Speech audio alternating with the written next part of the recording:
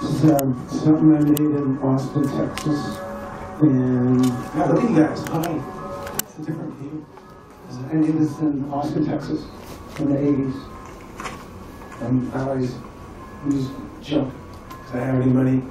And so, like a previous speaker said, don't let anything stop you from doing real work. And I fly back to San Francisco because my brothers died of AIDS when they just let everyone die of AIDS. And so I collected mattresses. I did really nasty mattresses when the semester ended, and all the students just put out their mattresses, so I collected the art pieces with them.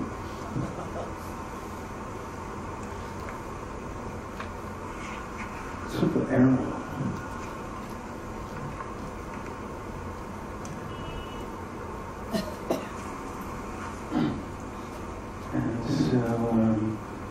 So since the 80s, I work with technology.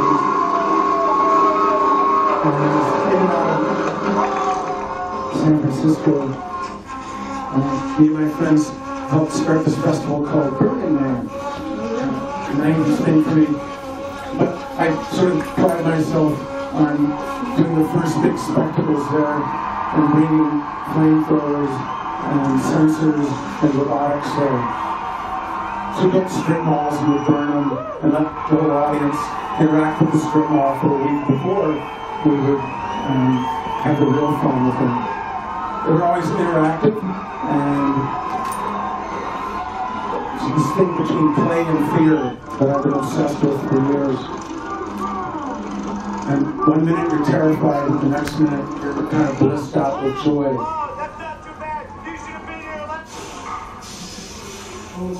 So then I got on TV a bunch, and I had this kind of weird minor acting career.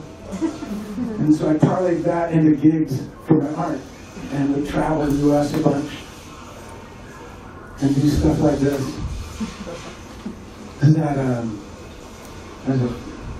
There's Taos, some fancy museum there, and they kind of didn't want me to do my show, and they go, well, you guys run everything. So I showed them how to run it all, and there's ways to collaborate with the venue to let them let me do my work. And I came up with really elaborate ways to get a beer, for instance. So I'd walk, so I'd set up a system like, God, would they spend 20 minutes to get a beer when there's free beer over there? And they will spend 20 minutes to figure out how to get the robot to hand them the beer.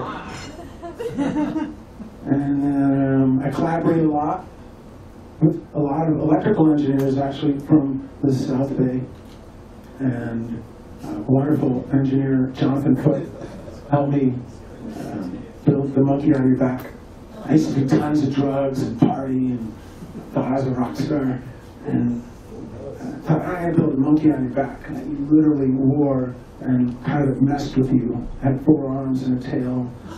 So in the gloves are flex sensors and an EKG that's reading your heartbeat. And there's a touch sensor also. And so they're all responding to the gloves. They create kind of feedback loops. And could you control that feedback loop? Could you control the monkey on your back? So I was beer involved. So I was interested in how could I make these human hybrid machines, split body experiences, prosthetically augmenting the body, interactive work that really doesn't exist unless the audience is operating it. His head is controlling those arms.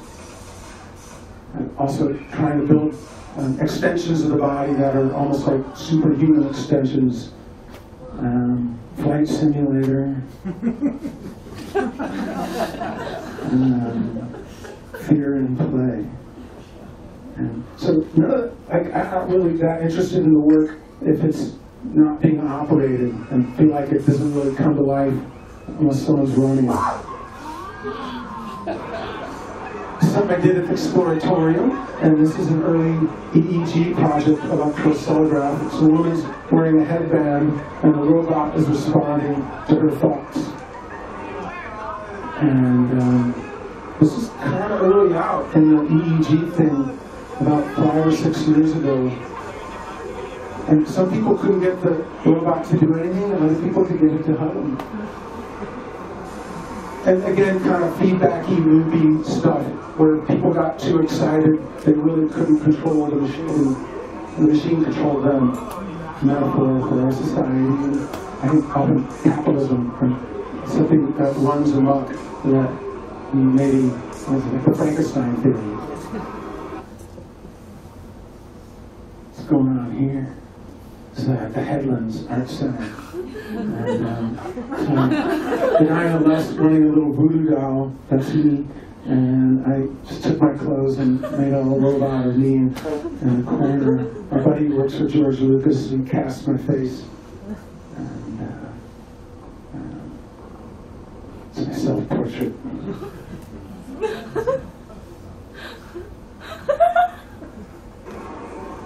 So again, kind of play and maybe a weird, serious side where something's running you that you're sort of out of control of. There's a video camera in its mouth. It's a shark cage. I was kind of famous in New York City for a while, so I milked that, did tons of shows there, and had a blast. And why would someone do this? Why would I build that? Turns out people really want to do something like that. Why would someone do this? So one thing I found is most people's lives are kind of boring. And that's cool, like that's fine. But people would come to my exhibits and I think they'd find out something that they didn't know about themselves, that they maybe wanted something else to happen in their life that they hadn't really thought about.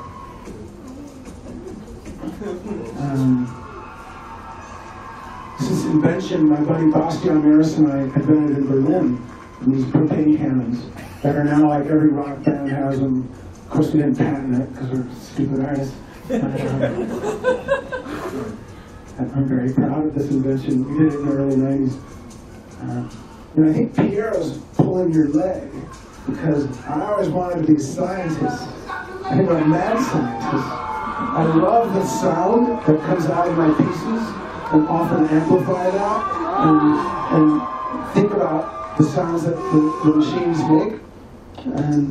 And the next speaker is all about reusing the garbage stream and refuse and recycling, and that's my whole thing too. So actually there's a thread here. Maybe I'm the thread that connects. These great, brilliant speakers. So there's another thing, how many steps will someone go through to get a cup of wine? And so this is done in Vienna, and they want that wine. So it takes 3 people to collaborate to get this tentacle to give them a little sip of wine. So it's a 6-foot robotic arm, and they're using a breath sensor and glove to get them some vino. I call it a vino viper. And sprayed wine all over this museum. They're so cool about it. I can't believe it. What you can get away with in the name of art. Sometimes I wonder, like, how can I have so much fun? It's so hard, but so fun.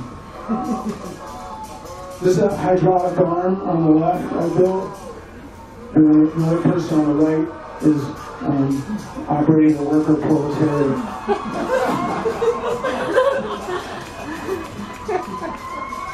So there's kind of often, with a lot of their works, there's this weird learning curve where someone probably hasn't operated a hydraulic arm that could lift up 1,000 or 3,000 pounds. And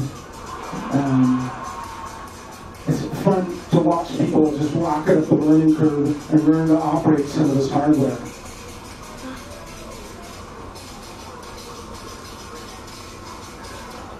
Looking good, running a robot. Yeah. a big deal for me as an artist was to go from a consumer of culture. The video was too long, so I just did it really fast. A big deal was to go from being a consumer to a producer. And for every artist, that's a really big step, I think. To just, oh, I wonder what band's playing, I wonder what movie's showing, to be like, man, I'm staying home and doing my work. I don't care what's going on. And this kind of compulsion you get to make your work and have this dialogue with the planet. And I found the more art I make, the broader the dialogue gets. And you get to talk to people at Stanford, fancy private college that I've never could go to, or I never thought to apply to Stanford. It's kind of like these funny rewards that art gives you that you didn't really think of. Like, what do I want to make? And in essence, in some ways, I feel like I can make anything. It's just time and money, right? And then you can figure out how to make it. My buddy's a piano mover, and he's always got a stack of broken pianos. I was like, man, we should do a thing where we play our pianos and let the audience operate like 15 pianos. And these are all junk, just people shove the piano off their back door and they sit in the rain for 2 years, and then they call my buddy to pick it up. So he can't do much with it. So I make something for my dog. I have dinosaur bones.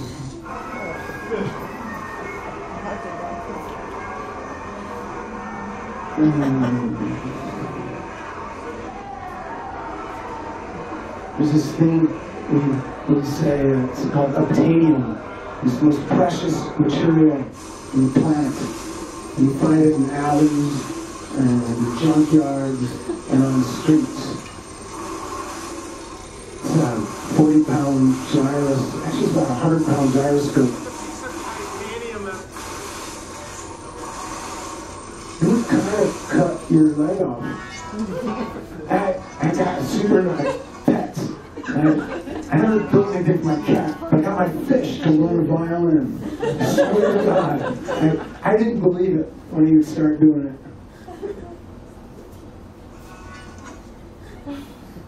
So he can hear it, he can feel the vibration.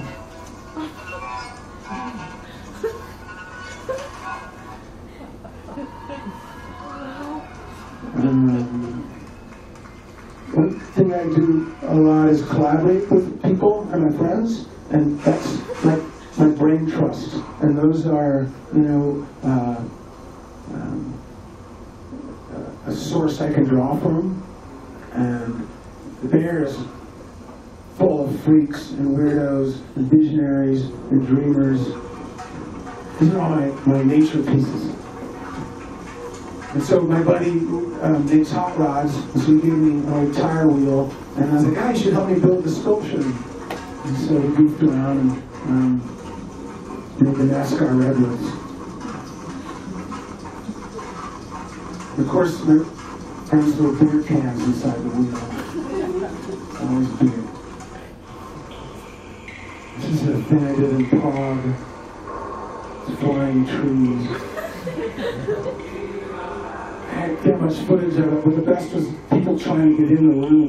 And I get hit by the tree. Oh, there's someone in there. Hey, you know, man. Yeah.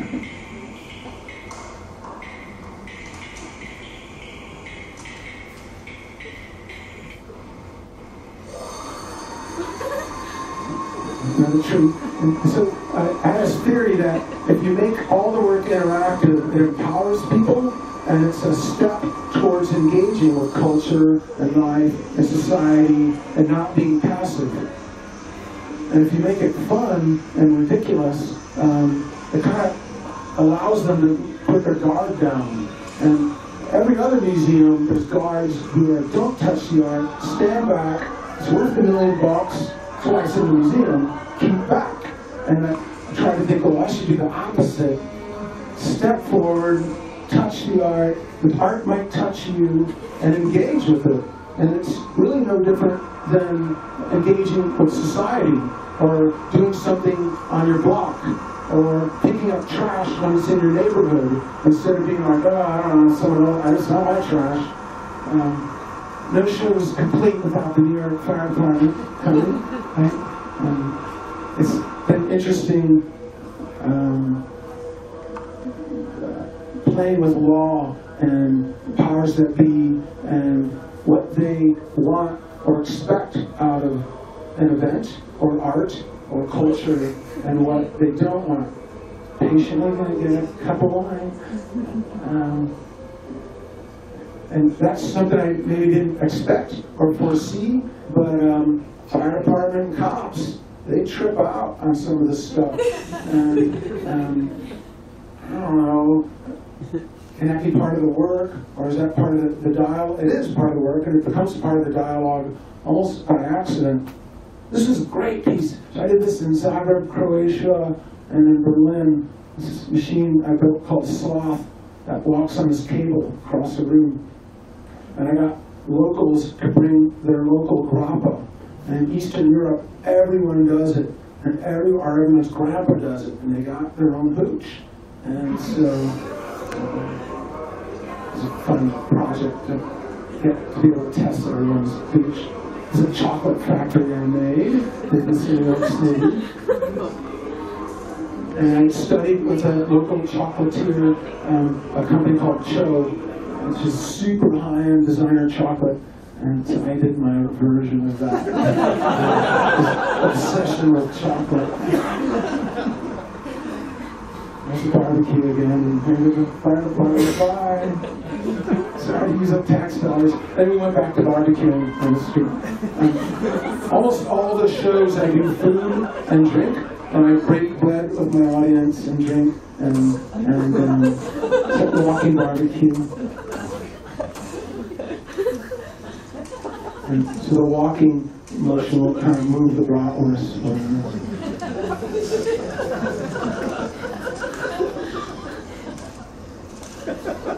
I have a whiskey pouring machine.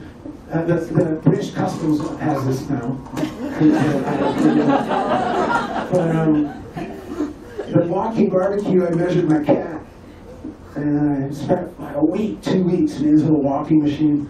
And I sat it down, I put my cat next to it, and I had it walk. I was like, cool, it walks. I was just like, so I couldn't, didn't bridge the gap between the cat and the art and me.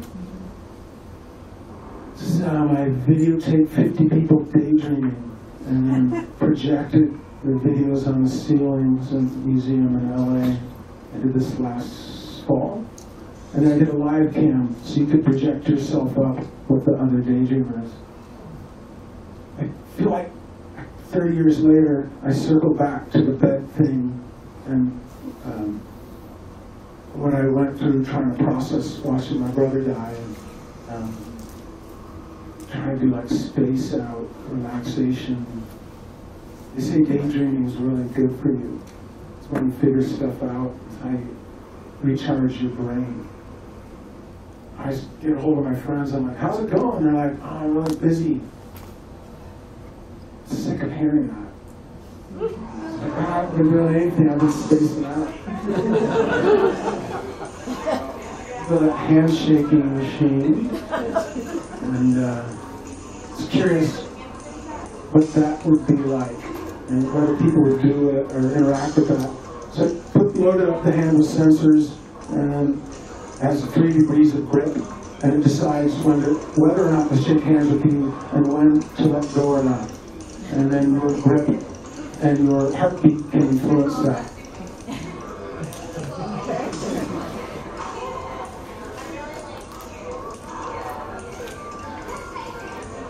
Always looking for electrical engineers to collaborate, and I'm building sensors that read your aura, and then they trigger praying robots. It's the next project I'm working on. I guess I'm an atheist. I was raised a Catholic, but I ditched that when I was a kid. But I feel like society, if I read the news, it's like, well, the end is any minute. This is crazy. And And sometimes I wish it was so simple, I just pray and everything would be better. Well, maybe the robots can pray, and if I do it with the right intention, when I build the robot, it's out of Eastern philosophy, Zen philosophy. If you do something with the right intention, even if it's just making a basket, that intention can help the planet. So, praying robots are nice.